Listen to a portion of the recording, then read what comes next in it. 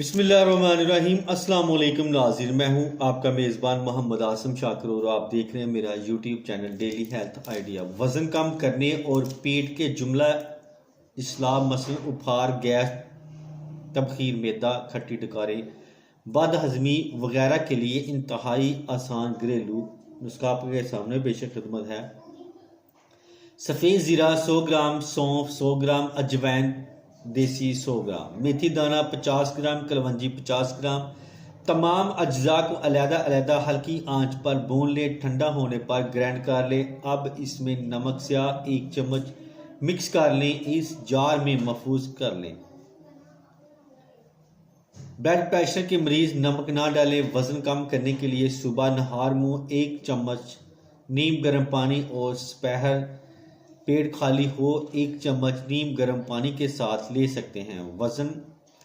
वरना सुबह शाम खाना 1 घंटा बाद सादा पानी के साथ इस्तेमाल करें तो इंशाल्लाह आपका पेट कम हो जाएगा। तो इसके साथ ही मैं अब इजाज़त चाहता हूँ। दुआ में याद रखना और अपना ख़ास ख्याल रखना। अस्सलाम वालेकुम।